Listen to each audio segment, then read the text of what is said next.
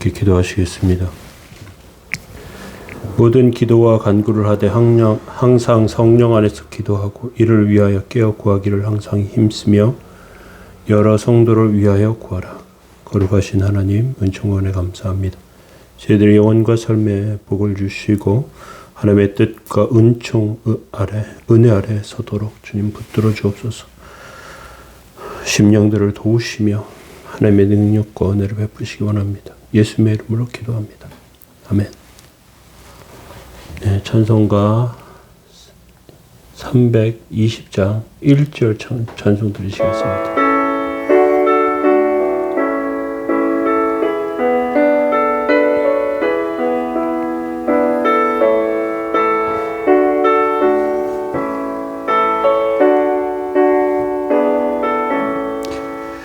나의 죄를 정케 하사 주의 일꾼 삼으신 그새 주의 넓은 사랑 항상 찬송합니다. 나를 일꾼 삼으신 주 크신 능력 주시고 언제든지 주 뜻대로 사용하여 주소서. 아멘. 예, 함께 보실 말씀 시편 111편 1절에서 4절까지 말씀 보시겠습니다. 할렐루야. 내가 정직한 자들의 모임과 회중 가운데서 전심으로 여호와께 감사하리로다. 여호와께서 행하시는 일들이 크시오니 이를 즐거워하는 자들이 다 기리는도다. 그의 행하시는 일이 존귀하고 어미하며 그의 의가 영원히 서 있도다. 그의 기적을 사람이 기억하게 하셨으니 여호와는 의로우시고 자비로우시도다. 아멘. 네, 오늘 시편 111편 첫 번째 말씀으로 하나님의 위대하심을 찬양하라는 제목으로 말씀 나누겠습니다. 자전거를 타다 보면요, 내리막길에서 점점 속도가 빨라지면서 가속도가 붙는 것을 볼 수 있습니다. 우리 인생도 어느 순간 갑자기 속도가 빨리 갈 때 있습니다. 그런데 좋은 가속도가 있고요, 좋지 못한 가속도도 있습니다. 오늘 본 시편은 예배드리는 가운데 하나님에 대하여 불붙는 신앙으로 뜨겁게 달아오는 것을 보게 됩니다. 1절에 할렐루야. 내가 정직한 자들의 모임과 회중 가운데서 전심으로 여호와께 감사하리로다. 할렐루야 소리치는데 이것은 정직한 자들의 모임과 회중 가운데서 하나님께 예배드리는 가운데 신앙에 불이 붙어서 할렐루야 하면서 터져 나오는 것입니다. 디모데후서 1장 6절에 보면 그러므로 내가 나의 안수함으로 내 속에 있는 하나님의 은사를 다시 불붙듯 하게 하기 위하여 너로 생각하게 하노니, 이렇게 바울은 디모데에게 편지를 하는데요. 바울이 디모데에게 안수하는 것을 통해서 하나님의 말씀 가운데 이렇게 서게 되고, 그리고 하나님의 뜻 안에 세워지는 그런 하나님의 역사를 말씀에 불붙듯 하면서 신앙이 세워지는 그런 것들을 보여주는 것이죠. 아마도 이때 디모데가 여러 가지 일들로 침체에 빠져 있었던 것으로 보입니다. 하나님을 신뢰하는 마음이 불붙듯 일어나게 하면서 하나님의 말씀을 듣고 그 말씀에 흠뻑 젖을 때 우리의 신앙이 뜨거워지며 역사하는 그런 것들을 보여주는 것을 바울은 말하는 것처럼 보입니다. 우리가 하나님의 말씀에 흠뻑 빠지면요, 하나님의 은혜와 성령의 기름 부으심을 느끼게 되고요, 신앙이 열정적으로 불붙게 됩니다.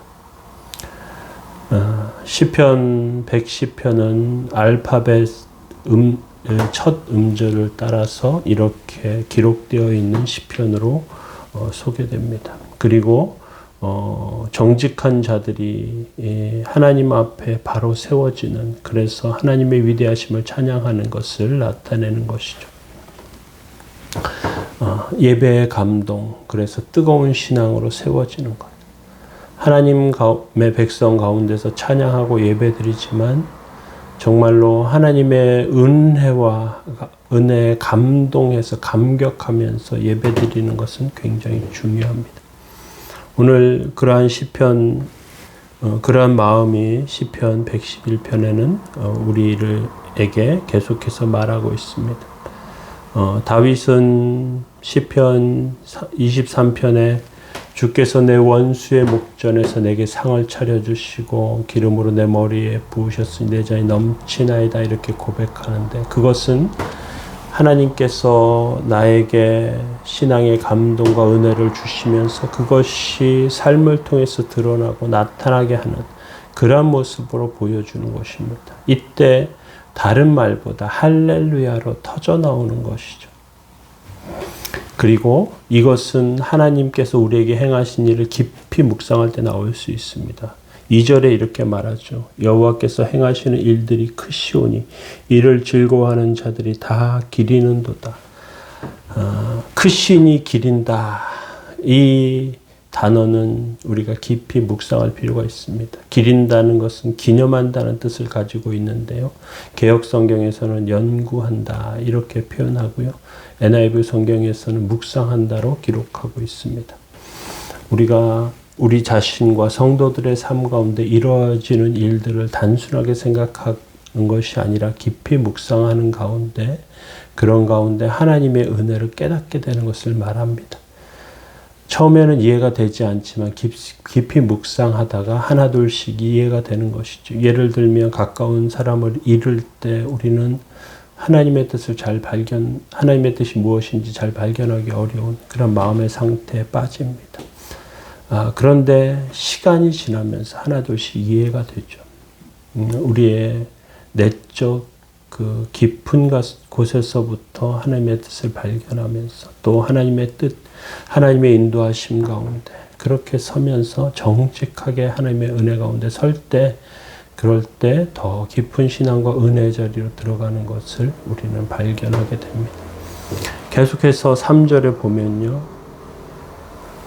그의 행하시는 일이 존귀하고 어미하며 그의 의가 영원히 서 있도다. 시편 기자는 이렇게 말합니다. 하나님의 하시는 일이 위대하고 존귀하기 때문에 그 존귀하고 그의 의를 강조하는 이것을 3절에 말하고 있는 것이죠. 존귀하고 어미하다는 말은 출애굽의 기적을 염두에 두고 있는 것으로 보여집니다. 이스라엘 백성이 출애굽할 때 비천한 노예 신분이 지나지 않았지만 하나님은 매우 강력하게 역사하셨습니다. 누구도 흉내낼 수 없는 10가지 기적을 보여주셨죠. 우리가 흔히들 10가지 재앙이라고 말하지만 이스라엘 백성들의 입장에서 보면 이것은 기적입니다. 그리고 그의 의가 영원히 서 있다. 하나님께서 이러한 일들을 행하시면서 그의 의가 영원히 서 있다. 하나님의 백성이 망하면 하나님의 의가 서지 못합니다. 우리가 연약해질지라도 절대 망하게 하지 않으면서 고난의 불구덩이 가운데서도 우리를 완전히 진멸시키지 아니하시면서 연단하시는 것이죠. 지금 당장 눈에 보이지 않더라도 하나님의 뜻은 그렇게 우리 가운데 나타납니다. 그러한 가운데 4절에 계속해서 보면요. 그의 기적을 사람이 기억하게 하셨으니 여호와는 은혜로우시며 자비로우시다. 기억하게 하사 은혜로우시다. 강조하고 있는 것이죠.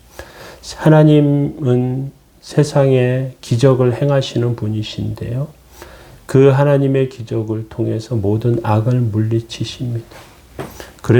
그런데 그 악을 물리치시는 가운데 우리에게는 하나님의 자비의 대상으로 그 가운데 서게 하십니다. 악한 세상 가운데 휩쓸리면서 쓰러지는 그런 것들이 우리의 일상 가운데 있는 것 같지만, 그렇지만 우리가 그 안에서 때때로 죄를 짓기도 하고 잘못되기도 하고 본성 안에 연약함 가운데 나타나기도 해도 하나님께서는 우리를 자비의 얼굴로 대하시고요. 우리를 도우십니다. 하나님의 은혜가 그 안에 있는 것이죠. 예수님께서 우리를 위해서 죽으신 것은 우리가 훌륭하기 때문에 우리가 어느 정도 감당하기 때문이 아니라 우리가 너무나 연약하기 때문에 부족하기 때문에 친히 십자가 지시고요. 은혜 베푸신 것입니다. 하나님의 사랑은 말로 표현할 수 없는 실제적이고 온전한 역사인 것을 우리는 다시 한번 발견하면서 하나님께서 정직한 자들의 모임을 통해 온전케 하시는 것을 기억하시며 오늘도 승리하시는 백성들 다 되시기 바랍니다.